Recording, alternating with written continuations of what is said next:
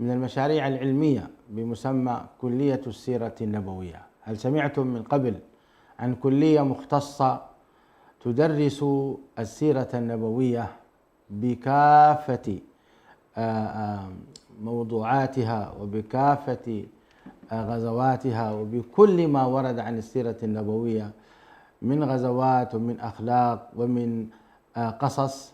إنها كلية جديدة في بلاد تركيا الطيبة المباركة وفي مدينة سواش، هذه المدينة التي كانت عاصمة السلاجقة من قبل. وهناك رجل عظيم اسمه الشيخ فاروق من خيرة علماء تركيا، من علماء الأناضول. الحقيقة وددت أن تعرفت عليه من زمان وأحببته في الله، وكأنما أعرفه من زمان أيضا. هذا الرجل يقوم على مدارس وعلى جامعات وعلى تعليم أبناء المسلمين من كل أنحاء العالم، وهو الذي قدم هذا المقترح لفخامة الرئيس رجب طيب أردوغان أن تقام كلية خاصة بالسيرة النبوية، ووافق فخامته على إقامة هذه الكلية. وحضرت وضع حجر الأساس مع ابنه البار نجم الدين بلال أردوغان، هذا الرجل المبارك أيضا الذي ينحى من حوالده ما شاء الله تبارك الله، وجهه يتلألأ نورا.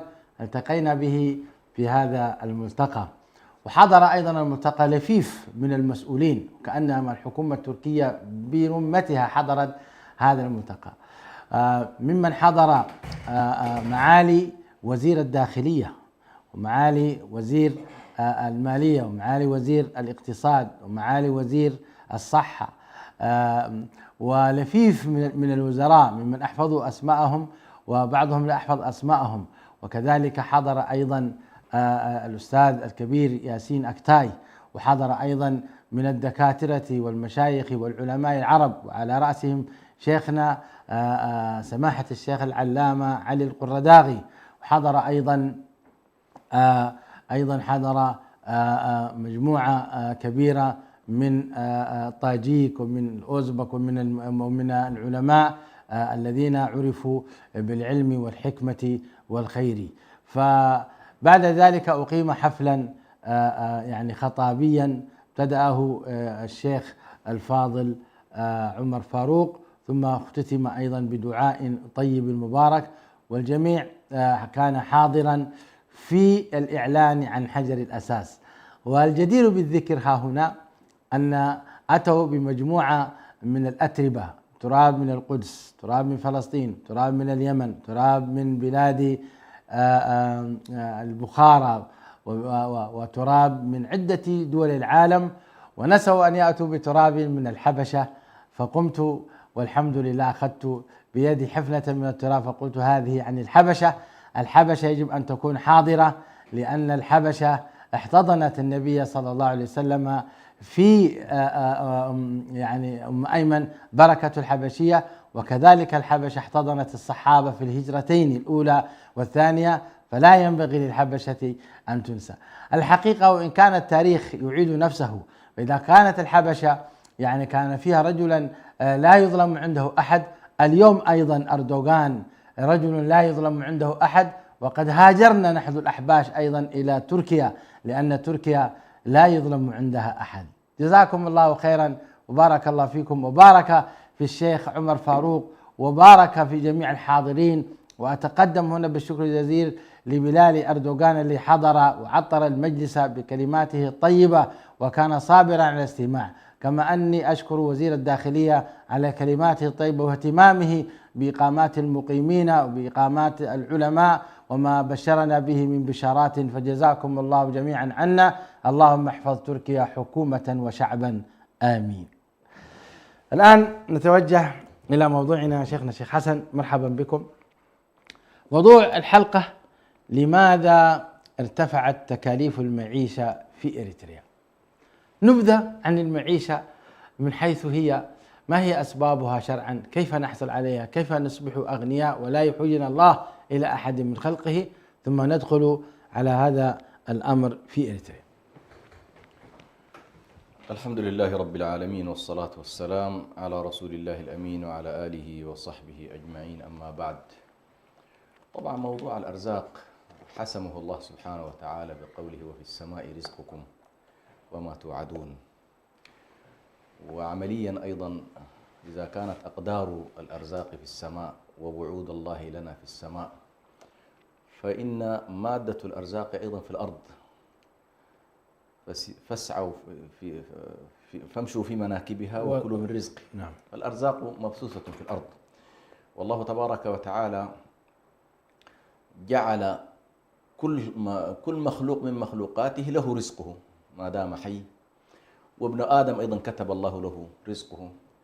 ولكن سبحان الله، يعني ما يجري أحيانا من بني البشر يؤدي إلى ما يفهم اليوم في عالم الاقتصاد بالندرة الاقتصادية، وهذه إشكالية طبعا أوجدها الاقتصاد المعاصر. يتصورون بأن الموارد محدودة وشحيحة، وكأنما الأرض يقولون بخلت بما عندها، والكتلة البشرية واسعة وكبيرة. ولكن هذه المسألة تصطدم بالنسبة لنا، تصطدم حول ما نحمله من تصورات. والله تبارك وتعالى قضى في كتابه بأن هذه الأرض بث الله تبارك وتعالى فيها الأرزاق، وقدر فيها أقواتها سواء للسائلين، فكل نفس منفوسة وكل إنسان مخلوق له رزقه. ولكن الذي يحدث سبحان الله، تحدث ثلاثة أشياء لا بد من الانتباه إليها. النقطة الأولى، يحدث أحيانا الإسراف في الموارد، ويحدث أحيانا التبذير في الموارد، ويحدث أحيانا تجاوز حدود الله سبحانه وتعالى بارتكاب السيئات ويؤدي ذلك أيضا إلى أن يحجب الله تبارك وتعالى بركاته عن هذه الأرض. لذلك الله تبارك وتعالى يقول: ولو أن أهل القرى آمنوا واتقوا لفتحنا عليهم بركات. طيب، فموضوع البركات مفتوح عند الله لأهل الطاعات، ولكنها محجوبة عن أهل المعاصي.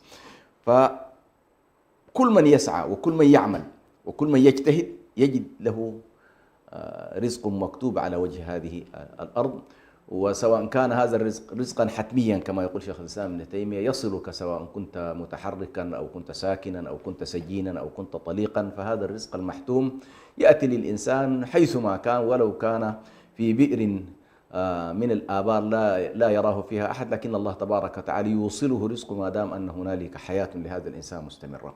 ولكن هنالك ما يسميه شيخ الإسلام ابن تيمية أيضا الرزق اللي هو الأرزاق المكتسبة، وهي التي لها علاقة بالأسباب. فمن يسعى ومن يجتهد ومن يطور نفسه ومن يكد ومن يجتهد ليس كمن يكون كسولا جالسا لا يسعى. فنحن أمام هاتين النظرية، هاتين الرؤيتين، رؤية الرزق المحتوم والرزق كذلك المسبب. وبالنسبة للمساحة اللي ممكن نحن نناقش فيها هي قضايا الأرزاق المسببة، وهو كل شعب يجتهد ويعمل ويسعى ويكد ويتعاطف فيما بينه ويتراحم فيما بينه ويعمل على استخراج موارده التي وهبه الله تبارك وتعالى لها، فإنه سيكون شعبا مرزوقا، ويؤتيه الله تبارك وتعالى ما كتب الله له بحسب ما أخذ بالأسباب في هذا الاتجاه. مسألة إنه والله قضية الفقر سيظل مصاحب الإنسان، يعني ما جعل الله تبارك وتعالى الناس كلهم بوتيرة واحدة، ولكن كما يقال يمكن للمجتمعات أن تقسمها إلى ثلاث طبقات. الطبقة الأولى هي طبقة الأغنياء، وهي يقال أنها محدودة. الطبقة الثانية هي طبقة الفقراء، وهي يفترض أيضا أن تكون محدودة. والطبقة الوسطى وهي التي يفترض أن تكون الأوسع والأكبر. يعني يفترض إذا افترضنا أن والله المجتمع 100%، فيمكن أن نقول الأغنياء في المجتمع يمكن أن يكون 10%، والفقراء 10%، وال80% يفترض أن يكون الطبقة الوسطى التي على الأقل عندها ما يكفيها من سكن ومن مأكل ومن مشرب ومن لباس ومن تعليم إلى غير ذلك. يعني عندها الكفاف الذي يعني لا تستطيع فعلا أن توفر شيء وتبني ادخار، ولكنها عندها ما يمكن أن يكفيها. إذا تجاوزت الناس هذه محطة الحالة الوسطى وانتقلت إلى ما يعرف اليوم بخط الفقر، فهنا تأتي الإشكالية التي نتكلم عنها، إنه والله المجتمعات تعيش مشكلة في طعامها، تعيش مشكلة في شرابها، تعيش مشكلة في صحتها. هنا تأتي الإشكالية، وهذه على كل لها أيضا أسبابها المختلفة. منها مثلا ضعف الإنتاج، أن المجتمع يكون إنتاجه ضعيف وحاجته أكبر من إنتاجه. منها كذلك الاعتماد على الواردات الخارجية، بمعنى أنه والله المجتمع يكون 80% مما يعتمد عليه يكون يأتي من الخارج. فإذا حصلت إشكالات كالحروب التي نمر بها مثلا، أو إغلاق بعض المعابر والمضايق، تؤدي إلى أنه تتأثر بقية المناطق. يعني مثلا الحرب الأوكرانية، باعتبار أنه أوكرانيا أكبر الدول اللي تصدر القمح، رأينا كيف أن العالم كله تأثر بمسألة القمح. لماذا؟ لأن القمح ارتفع، وهذا أثر بطبيعة الحال على المجتمعات الفقيرة، ومنها على وجه التحديد المجتمع الإريتري تأثر بصورة مباشرة، مع أن بعد ذلك الروس حاولوا أن يدخلوا على الخط ويتبرعوا لإريتريا فيما يتعلق. أيضا ضعف القطاع الخاص في ضيق القطاع الخاص في الأسواق. يعني عندما تبدأ الحكومة في احتكار السوق، هذا تؤدي إلى إشكالية. نعم، ما حكم الاحتكار؟ هذا هو السؤال الثاني. نعم. ما حكم الاحتكار ورفع الأسعار بغير حق في الشريعة الإسلامية؟ هو شوف، الشريعة في الأصل تجعل العباد يتعاطون البيع والشراء تلقائيا بعيدا عن أي تدخل، لا تدخل من جهة السلطة ولا تدخل من جهة أي جهة من الجهات. يعني يفترض دعوا عباد الله يرزقوا بعضهم، هذه القاعدة الأساسية. لكن متى ما حصل التدخل من طرف من الأطراف، الله هو المسعر، الله هو المسعر، وأن الله هو الرازق، وأن الله هو كذا، والنبي صلى الله عليه وسلم قال إنما أنا قاسم، مش كده؟ فالله تبارك وتعالى جعل الناس وفقا لقانون العرض والطلب، إذا والله البضاعة متوفرة ستنخفض الأسعار، وإذا كانت البضاعة ليست متوفرة سيرتفع. ده الوضع الطبيعي. لكن ما يؤدي أحيانا للإشكال أن يكون هنالك بعض التجار يقومون بحبس بعض البضائع وبعض احتياجات الناس، يشترونها في فترة من الفترات ثم يخزنونها، يمنعون منها الأسواق. طبعا هم نيتهم ينتظروا بها ارتفاع الأسعار، لكن الشريعة الإسلامية حرمت هذا الموضوع، والنبي صلى الله عليه وسلم قال لا يحتكر إلا خاطئ، أو من احتكر فقد أخطأ.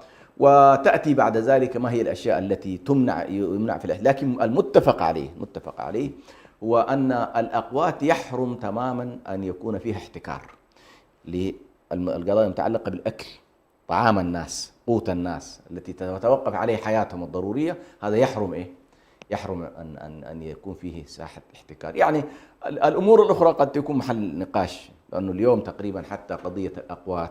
كيف الوضع الآن في إريتريا؟ نورنا الوضع الاقتصادي، كيف هو وضعه الآن؟ كيف الناس تتاجر؟ كيف الناس تعمل؟ كيف الناس تبيع وتشتري؟ إذا كان الناس اليوم يشتكون من الغلاء، وأيضا يعني الوضع في إريتريا وضع معيشي يعني في المستويات المتدنية، ليس هناك معيشة على مستوى الرفاهية مثلا، ومع ذلك يقال بأن ثمة هناك ارتفاع أسعار. نورنا كيف الحاصل؟ هو لنتصور طبيعة الواقع المعيشي في إريتريا لابد أن نتصور طبيعة النظام الاقتصادي. نعم. الاقتصاد في داخل إريتريا إلى حد كبير هو اقتصاد اشتراكي، بمعنى تهيمن الدولة على إيه؟ على الاقتصاد. وهيمنة الدولة على الاقتصاد من خلال شركة مسميها شركة البحر الأحمر. هذه الشركة هي التي تهيمن على الاقتصاد. فما تريد الحكومة أن يدخل عبر هذه الشركة سيدخل، ما تريد أن يصدر عبر هذه يصدر. صحيح هنالك هوامش تعطى لبعض التجار ومن خلال التعاون كذلك مع الشركة، لكن الاقتصاد بشكل عام اقتصاد مهيمن عليه. طبعا اقتصاد مهيمن عليه معنى ذلك أن حركة الأسواق ليست حرة. فإريتريا لا تتمتع بالاقتصاد الاقتصاد الحر، بمعنى أنه والله أنا تاجر اطلعت على السوق وجدت أن السوق بحاجة إلى القمح، بحاجة إلى السكر، بحاجة إلى الجازولين، بحاجة إلى كذا، فأتحرك مباشرة لآتي بالبضاعة المطلوبة. هذه المسألة في إريتريا غير موجودة. يعني من يحدد أن السوق محتاج أو غير محتاج هو شركة البحر الأحمر. هذه طبعا الصورة تعطيك أنه والله هذا التحكم هو شكل من أشكال احتكار الدولة، أن الدولة تحتكر الاقتصاد، والدولة هي التي تتحكم في الشأن العام فيما يتعلق باحتياجات الناس. هذا فيما يتعلق بالجانب الاقتصادي. قبل الحرب كانت إريتريا يعني تغذى من قبل السودان، البضائع تأتي من قبل السودان. نعم. بعد أن حصل الحرب بينه وبين أثيوبيا توقفت البضائع فأصبحت تأتي. الآن من أين تأتي؟ وأيضا الحرب الآن موجودة في السودان. نعم. من أين تأتي؟ هل تأتي من قبل الميناء، ميناء عصب وميناء مصوع، ولا كيف الوضع؟ نعم. هو أول من الصعب جدا أن نقول بأنه الإريتريين حتى هذه اللحظة خلاص يعني حرب السودان أثرت عليه، بالعكس لا زال الاقتصاد الإريتري اقتصاد ضاغط على السودان. فكثير من قضايا التهريب إلى الآن شغالة. الوقود يهرب والعيش يهرب، وده كله موجود. يعني موضوع أن السودان فيها حرب لا يعني ذلك أن إريتريا توقفت، لا، هذا لم يتوقف. الجانب الثاني طبعا خلال الفترة الماضية أيضا إريتريا حازت على منحة من روسيا بعد الحرب الأوكرانية، والقمح الروسي حصل فيه نوع من الحبس. فهنالك مجموعة من الدول، يمكن 6 7 دول أفريقية، واحدة منها إريتريا، حيث نالت منحة على كل لفترة أظن عام ولا أكثر نالت. وبالتالي صار يأتي القمح كذلك من روسيا بطريقة أو أخرى. أضف إلى ذلك أيضا المواني شغالة، مواني برضو شغالة عن طريق ما تحتاجه الدولة بواسطة شركة البحر الأحمر. أضف إلى ذلك الداخل الإريتري أيضا لا نستطيع أن نقول بأنه والله إريتريا لا تنتج شيئا، لا، هذا الكلام أيضا ليس صحيح. هنالك يعني مناطق إنتاج، خصوصا إذا كان الخريف مثلا خريف جيد والأمطار ليس فيها شح. أيضا هنالك بالذات أهل الريف يستطيعوا أن يوفروا أشياءهم واحتياجاتهم وخيراتهم، بالرغم من أن أيضا موضوع الزراعة الريفية نفسها فيها تدخل أيضا الحكومة، بحيث تأتي الحكومة سواء وزارة المالية وزارة الزراعة بعد أن يأتي المزارع وقد زرع وحصد، فإذا به أيضا تتدخل الدولة في هذا الاتجاه لتحدد ما هي النسبة التي تبقى للمزارع وما هي النسبة التي ينبغي أن تصادرها أو تأخذها الدولة بسعر. الإريتريون أصحاب رؤوس أموال، أو بعض الإريتريين في العالم أصحاب رؤوس أموال في أوروبا وأمريكا ودول الخليج. لماذا النظام لا يسمح لهم بالاستثمار في داخل إريتريا؟ هو هذه واحدة من الإشكالات طبعا الكبيرة، اللي هو فكرة الاقتصاد غير الحر، لأنه هو يرى أن الاقتصاد الاشتراكي قائم على أن الدولة هي من تستثمر، هي من تعمل، هي. فهذه واحدة من الإشكالات. لا يستطيع الآن شخص عادي أو هو شخص مثلا يعتمد على نظرية الاقتصاد الحر يأتي بأمواله ويريد أن يستثمر داخل إريتريا، ليست بهذه الصورة. فالدولة ليست جاذبة استثماريا حتى هذه اللحظة. ليس هنالك قانون واضح. كثير من المستثمرين يتكلمون أنه والله أين قانون الاستثمار حتى نفهم على الأقل ما لنا وما علينا. فهذه واحدة ثم أيضا التدخلات المستمرة في كل مرة في لا يوجد قانون استثمار في إريتريا. قانون الاستثمار إلا غير موجود. غير موجود قانون الاستثمار. أضف إلى ذلك التدخل المستمر بين فترة وأخرى في موضوع العملة، أيضا احتكار الدولة لموضوع العملة نفسها، بحيث أنت والله الآن نعم الآن سمعنا أيضا بتغيير العملة، ثم نعم. إدخالها إلى البنوك، ثم التحكم بعد ذلك في خروج المال من البنوك. فأنت أمام اقتصاد محتكر تماما. النقد محتكر، التجارة محتكرة، الاستيراد محتكر، التصدير محتكر، هذه كل حالة احتكار. فهذا النوع من الاقتصاد يصعب جدا أن يحصل فيه طفرة أو يحصل فيه ولذلك سمعنا أيضا، قطعنا حديثك سامحني، سمعنا أيضا أن ثمة مستثمرين كبار جدا طالبوا الرئيس إسياس أفورقي بالاستثمار في داخل إريتريا فرفض. ما صحة هذه المعلومة ولماذا رفض؟ هذا صحيح 100%. يعني وأنا حكى لي أكثر من شخص هذا الكلام. يعني مثلا أبو القاسم حاج حمد علي رحمة الله، يمكن من الشخصيات السودانية التي واكبت الثورة الإريترية، ثم في فترة من الفترات صور بأنه هو مستشار اقتصادي لإسياس أفورقي. يحكي كان مرة جاء السودان والتقيته، يحكي يقول بأنه والله أنا قلت لإسياس أفورقي أنا يمكن لإريتريا هذه أن أحولها إلى سنغافورة، بس أعطينا إنه نحن والله عندنا القدرة أن نأتي بإيه؟ بالمستثمرين من الخارج. إسياس لا يقبل، لأن مجرد ما خرج الاقتصاد عن سيطرة الدولة هو يرى أصلا خرجت الدولة كلها عن سيطرته. فهذه الفكرة. فهو يرى أن القوة في الاقتصاد، وبالتالي من يتحكم في الاقتصاد تحكم في القوة، فهو متحكم فيه من خلال إيه؟ خلال الدولة. يعني أنت الآن كتاجر إذا تحركت لوحدك معنا فيها هوامش قوة خرجت عن الدولة. وفكرة الاقتصاد الحر مبنية أصلا على أساس أنه والله الدولة يجب أن تخفف تدخلها في المجال. طيب إلى متى سيستمر هذا البلاء في إريتريا إذا كانت الدولة هي التي تتحكم في داخل الاقتصاد الداخلي وترفض دخول المستثمرين الإريتريين؟ أنا أتكلم عن الإريتريين. نعم. ترفض أيضا، وترفض دخول المستثمرين العرب وغيرهم، وترفع أيضا يعني الأسعار، وأيضا وتحتكر وتغير العملة كلما احتاجت إلى تنظيم معين في العملة تطالب. إلى متى سيستمر هذا البلاء؟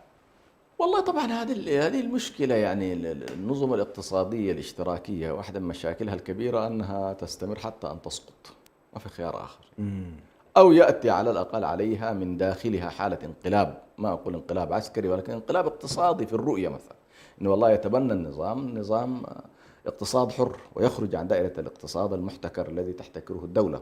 حينها يمكن أن نتكلم عن إنه والله إريتريا يمكن أن يحصل فيها طفرة، يعني حتى لو افترضنا مثلا الصين لا زالت مثلا تتبنى النظام الشيوعي في المنظومة السياسية، يعني فكرة الحزب الواحد، بمعنى هنالك حزب واحد اسمه الحزب الشيوعي الصيني هو الذي لكنها ماذا فعلت؟ لما أرادت أن تدخل في الطفرة الاقتصادية والاقتصاد العالمي تبنت الاقتصاد الرأسمالي. لكن بعضهم يقول أن إريتريا هي أفضل من بعض الدول يعني اقتصاديا. يعني لو قارنا مثلا بوضع غزة وفلسطين، لو قارنا إريتريا مثلا بوضع اليمن مثلا، لو قارنا إريتريا مثلا بوضع السودان، إريتريا لا، الشعب يأكل ويشرب فيها. ما تقول في هذا؟ هو على كل إنه هي المقارنة بالأسوأ نفسها مصيبة هي. لما أنت والله تقارن نفسك بالأسوأ، يعني أنت ليش ما تقارن نفسك بالأفضل؟ وفي الأفضل ما أريد أن أقول لك قارن نفسك بسويسرا ولا بالسويد ولا بهولندا، لا، قارن نفسك بالمحيط. عندك إثيوبيا اليوم طفرة كبيرة، عندك السودان في فترات كان جيد، عندك كينيا حولك، عندك يوغندا، عندك رواندا، جيبوتي. يعني أنا ما أريد أن والله أنزع إريتريا عن محيطه، يعني لا يعقل أن تكون والله هنالك يعني ثقب أسود في منطقة القرن الأفريقي. جميل. لماذا نقارن إريتريا بالدول المنكوبة؟ لا نقارنها بالدول، لكن أيضا باعتبار أن إريتريا دولة مستقرة، ولكن إريتريا لم يعني أنا قصدي أنا يمكن لما ذكرت لك إنه والله إريتريا في الداخل لا زال مناطق الريف عندها هوامش، هذا ما قصدته. يعني في إريتريا من الصعب أن يقول لك مات شخص بالجوع، لاحظت؟ لأن الإريتريين الحمد لله حد الأدنى قضية توفير أكلهم وشرابهم من ريفهم ومن بهائمهم هذا موجود. وبالتالي ما ثم لله. أيضا النظام لا يطعمك حتى تشبع ولا يمنعك من الطعام حتى تموت. يعني هو أيضا أنا كنت أريد أن أصل إلى هذه السياسة. أحسنت، هذه موجودة، هذه الفكرة. أعد العبارة. وأقول لا يعطيك حتى تشبع بحيث تحصل، ولا يجوعك حتى تموت. أي لا، فأنت تبقى ما شاء الله. هو فعلا الشخص ماكل وشارب كده، هذا حدك، لكن ما مبحبح، ما ترفع راسك ابدا، ما ترفع راسك. يعني هي دي واحد من، يعني مثلا شخبور، انت الان عندك مناسبة عرس، تصور مناسبة عرس في كل البلدان، عندك عرس تمشي الافرام تمشي كذا تشتري اوضاعك طبيعية. نعم. في اريتريا الامر ليس كذلك. نعم. دار تزيد كمية العيش، تمشي تعمل تصديق وكذا وتاخذ هنا عندي اليوم مناسبة، وايوه هذه إشكالية. الله المستعان. ما يسمونه قبليه. أيوة للأسف، يعني نحن لازلنا في دولة في القرون الوسطى يعني. ولا حول ولا قوة إلا بالله. طيب، رسالتك إلى الشعب الإريتري ابتداء من المسؤولين، يعني ما هذا شعبنا هم، يعني الناس تزعل ترضى، المسؤولين بالذات المسلمين من الجنرالات ومن القادة، شعبنا اخواننا، مش كذا ولا لا؟ نعم. ما هي رسالتك لهؤلاء المسؤولين؟ ثم ما هي رسالتك ايضا للشعب الاريتري عامة؟ وما هي رسالتك العلماء الموجودين في داخل اريتريا حول هذا الموضوع؟ ما هي رسالتك لهم؟ والله نحن اول النصح شيخنا بذل من الكثيرين، عشان برضو دي قصة اخرى لاحد الشخصيات السودانية، كان في فترة من فترات تقريبا نائب الرئيس، وبعدين المهم صار معارض، فالتقى بسياسة فرقي ونصحه سبحان الله. وحكى لي أيضا هذا الشخص بنفسه، أنا قلت له يا أخي الدولة محتاجة إلى شيء من الانفتاح.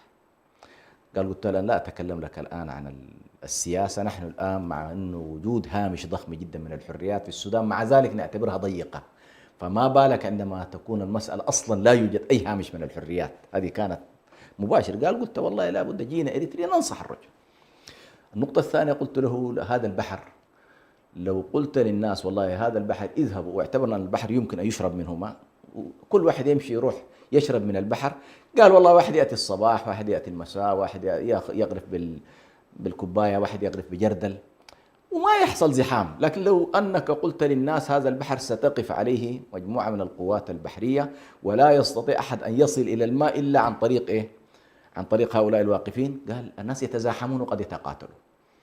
فالشاهد قلت له، قال يا أخي الاقتصاد هكذا، إذا تركت الناس يتاجرون يتسوقون يشترون يبيعون فإن المسألة تبقى مسألة إيه؟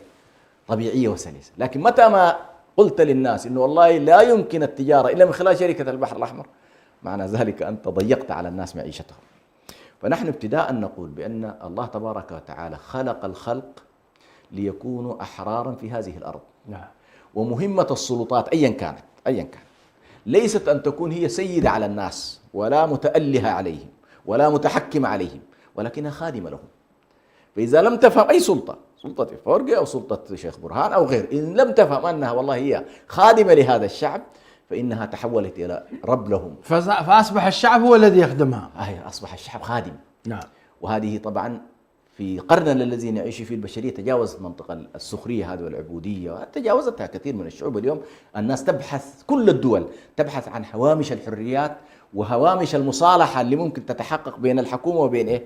وبين شعبها من خلال. ما الذي يجعل النظام يصبر على هذا؟ هل بالفعل فلول النظام من الجيش ومن المسؤولين ومن الجنرالات ومن المجندين وإلى آخره، هل هم يتمتعون بالرفاهية حتى نقول فعلا الحكومة تتمتع والشعب لا يتمتع؟ هل هذا فعل؟ لكن الذي نراه عكس هذا شيخ حسن. لا، هو على كل النظام الاشتراكي طبيعته إن كان نظاما ليس فيه كما يقال مجموعات على الأقل تخرج عن النص لتجوع الشعب وتشبع هي. الوضع الطبيعي فيها أن يكون الناس إلى حد كبير متقاربين في المستويات. أنا في تقديري حتى هذه اللحظة صحيح في فساد في بعض المحطات، وخصوصا الضباط وبعض رجالات الأمن الذين يساهمون في موضوع التهريب وكذا، صح في بعضهم، لكن الإطار العام هو تجد الضباط على المسؤولين على كلهم في إطار هذه الحالة العامة التي تكلمت عنها، في إنه يعني أعرف بعض الشخصيات يعني مسؤولين الدولة اليوم تجد أنه إذا جاءوا إلى السودان يعالجونهم أهلهم. بعض الناس لا يجد حتى العلاج الذي يعني كثير من الشخصيات. عجيب. بعض الشخصيات ماتت في الخارج وهي الدولة مش قادرة أو ما عامله لهم شيء أصلا. فهي ما بالمعنى اللي نحن الآن والله في رجالات دولة تحولوا إلى في طبقة الأثرياء كما في بعض الدول. ليس كذلك. حتى المال الذي يدخل إلى بيت. طب أين يذهب هذا المال؟ شركة البحر الأحمر هذه اللي تحدثت عنها هي ما تربح، وربحها أين يذهب؟ أحسنت. جزء كبير شيخنا من المال الذي هو في مال وفي توريد وفي ذهب وفي كذا، المال بكامله تستلمه شركة البحر الأحمر وتسلمه للسيد الرئيس. وأين يودي السيد الرئيس؟ جزء 70 إلى 80% منه تسليح. طبعا. يعني هو فكرة الحرب عنده حاضرة، فكرة إنه والله التهديد كده، فتجد إنه التسليح حاضر. إلى متى هذا البلاء؟ إلى متى هذه الحروب؟ هذه الحروب مستمرة هكذا، ما المقصد منها؟ ما دام أصلا شيخ برهان أنت لم تتصالح مع الداخل، وبالتالي أيضا لم تمهل للتصالح مع الجوار، ستظل فكرة الحرب حاضرة وليس أمامك إلا ذلك. فأنت مطالب ابتداء إن والله توجد تصالح داخلي. التصالح الداخلي سيؤدي إلى قوة الدولة من الداخل، ولن تذهب جزء كبير من مواردها لمسألة القمع الأمني والشراء للتسليح وملاحقات المعارضين، لن تذهب إلى هذا الاتجاه، ستجد في اتجاه التنمية. أيضا التصالح مع الخارج، مع دول الجوار. يعني أنت الآن أبحث بكل بساطة ما هي نقطة الإشكال الآن أكثر نقطة مهدد استراتيجي لإريتريا هي أثيوبيا. يجب القيادة السياسية مهمتها إنه والله البحث عن نقاط الإشكال مع هذه الدولة حتى تبدأ في حلها. الإشكال الموجود النمط التفكير السياسي السائد في إريتريا هو ليس البحث عن الحلول من خلال الوسائل الدبلوماسية والسياسية، لا، هو يبحث عنها من خلال الوسائل الأمنية والعسكرية. كده السيستم بتاعه ما عنده قدرة الله المستعان. نعم. يعني نحن وضع إريتريا يذكرني بقوله تعالى: وضرب الله مثلا قرية كانت آمنة مطمئنة يأتيها رزقها رغدا من كل مكان فكفرت بأنعم الله فأذاق الله لباس الجوع والخوف. فنحن الآن في نفس هذا الموضوع، الجوع مستمر وإن كان هو على مستويات، يعني ليس جوعا يميت ولكنه في النهاية هو جوع. هو جوع، ما في تمتع بكافة حرية الاقتصاد. في نفس الوقت خوف بالحروب، حروب مع اثيوبيا، حروب مع السودان، حروب مع جيبوتي، حروب مع الصومال، حروب دائما. إذا وقفت حرب سرعان ما يقوم النظام بإشعال حرب آخر في منطقة أخرى. فما السبيل يا شيخ حسن؟ يعني وضرب الله قرية كانت آمنة مطمئنة يأتيها رزقها رغدا من كل مكان فكفرت بأنعم الله فأذاقها الله لباس الجوع والخوف. أذاقها الله. يعني نريد أننا نلفت انتباه الشعب بجميع أطيافه، من الجيش جنرالات وشعب وتاجر وإمام مسجد وعالم، أن العقوبة التي حاصلة في إريتريا هي من الله. وعلى كل نحتاج إلى أشكال من التوبة، وليس التوبة ذات طابع، وأشكال من التوبة من الذنوب، من المعاصي، من حتى من قضية التخلص من الطغيان، الاستبداد والقهر، مقاومته، عدم الاستسلام له، عدم خدمة الطغيان بأي شكل من الأشكال، عدم الرضا بأنه والله أنت تتخلى عن كل حقوقك الدينية. أنا هنا أتكلم عن المسلمين الذين لا زالوا يعملون مع النظام ولا يقومون بأي تحرك لتعزيز وضعهم. لماذا؟ لأن الطاغية بطبيعته إذا أنت سكت، فالسكوت على الطاغية يعتبر ذنب بلا شك وكبيرة من كبائر بلا شك، يعني بل تعينه على الفساد. إعانته على سيتجرع عليك إلى أن يصل في نهاية المطاف حالة فرعون: أنا ربكم الأعلى. أعوذ بالله. من فرعنك يا فرعون؟ قال ما لقيت ما يقول لي لا. مش كده؟ هي نفس الإشكالية، فاستخف قومه فاطعوا. فأنا أقول فيما يتعلق بالحالة الإريترية، نحن كشعب هنا بكل أطيافنا الدينية والاجتماعية وغيرها، نحن بحاجة إلى إعادة الدولة إلى الشعب. أول حاجة إعادة الدولة إلى إيه؟ إلى الشعب، بمعنى أن الشعب هو من يقرر في مصير هذه الدولة. ومتأكد أنا اللحظة التي يستعيد فيها الشعب الإريتري قدرته على إدارة دولته سيحل مشكلته مع الجوار. يعني حينها يقدر يتفاهم في انه والله، لانه مدركين تماما لا احد يستطيع انه والله اليوم بعد ان تحررت اريتريا ان ينتزع شبر من اريتريا بالقوه، مستحيل. انا هذا الكلام قلته في قلب اديس ابابا في الشهر فات، انه والله مرفوض تماما ان يكون هنالك رفع الصوت العالي لانه والله اريتريا يمكن ان تعاد مرة أخرى إلى أثيوبيا أو ينتزع منها بحرها. هذا يجب أن لا يفكر فيه. لكن في نفس الوقت يجب أن لا يفكر أيضا في أنه والله نغلق معابرنا ونغلق موانئنا أمام إيه؟ أمام الجيران. هذه برضو ليست من منطق. وبالتالي في تقدير الحل سيكمن في أنه نحن البحث عن صيغة لا يمنع جار أن يغرز أحسن الشفاء. أي والله أن يغرز خشبة في جداره. اليوم إذا كان على مستوى البيوت فكذلك على مستوى الدول.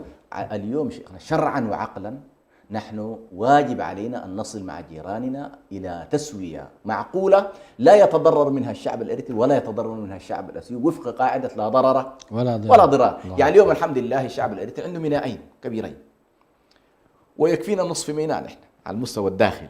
يعني لو نحن أخذنا مثلا ميناء مصوع وتفاهمنا مع الإثيوبيين بصيغة مرضية يشرف عليها، هنا لا أقول شخص واحد ولكن الشعب الإريتري وفق برلمان محدد وفق صيغة على كل مقبولة من قانون الدولي، بحيث والله ميناء عصب يتم الاستفادة منه لصالح الإثيوبي، يمكن أن يكون هنا. ولذلك سبحان الله ملا الزيناوي قبل أن يتوفى كان يقول لنا: يا أخي تخدعون أنفسكم والحكومة تحاول أن تخدع إنما تركز في الذهب. قال الذهب الحقيقي الإريتري هو المواني وليس الذهب الموجود في هذا ذهب متناقص وهذاك ذهب إيه؟ سبحان الله. هذه هبة الله تبارك وتعالى أعطانا إياها. لكن نحن للأسف الشديد نتيجة حسابات معينة وللأسف أنا أقول جزء من الصراعات لا علاقة له بمصالح إريتريا، له علاقة بطبيعة نظرة النظام الإريتري إلى رؤيته في تركيبة الدولة في إثيوبيا. هذه إشكالية برضو لا بد أن الشعب الإريتري يدرك هذه الخطورة. يعني إذا النظام الإريتري والله عنده مشكلة مع حكم الأورومو مثلا، إنه والله لماذا الأورومو يكونون اليوم حكام، وبالتالي يتحرك لاستعادة حكم التجراي وحكم الأمهرة ما ذنبنا نحن كإريتريين، لا تعنينا هذه المسألة. تحمل السلاح وتقاتل معه، هذا ذنبك. الله المستعان. شكوى إلى الله. مشاهدي الأكارم، انتهت حلقة هذا اليوم، وليس لنا أن نقول إلا اللهم ارفع عنا البلاء والزنا والغلاء والمحن عن بلدنا إريتريا وعن بلاد المسلمين عامة. مشاهدي الأكارم، لا يخفى على شريف علمكم أن الله سبحانه وتعالى هو المعطي هو المانع. لقد كان في سبأ آية جنتان عن يمين وشمال كلوا من رزق ربكم واشكروا له بلدة طيبة ورب غفور فأعرضوا فأرسلنا عليهم سيل العرم وبدلناهم بجنتيهم جنتين ذواتي أكل خمط وأثل وشيء من سدر قليل. صدقوني يا إخواني، إذا تبنا نحن جميعا حكاما ومحكومين مسؤولين وعامة الناس، إذا عدنا إلى الله سبحانه وتعالى بكافة أنواع التوبة من جميع الذنوب والخطايا، فإن الله سيجعل بلادنا إريتريا بلاد خير وبركة. قال سبحانه: ولو أن أهل القرى، أي المدن والدول، ولو أن أهل القرى آمنوا واتقوا لفتحنا عليهم بركات من السماء والأرض. أنا أعلم أن هذا لا يخفى عليكم، ولكن وذكر فإن الذكرى تنفع المؤمنين. باسمكم جميعا أشكر فضيلة الشيخ حسن سلمان على هذا الإيضاح المهم، والشكر موصول لكم مشاهدي الأكارم. الله تعالى أعلم. السلام عليكم ورحمة الله وبركاته. السلام ورحمة إريتريا يا جارة البحر ويا منارة الجنوب،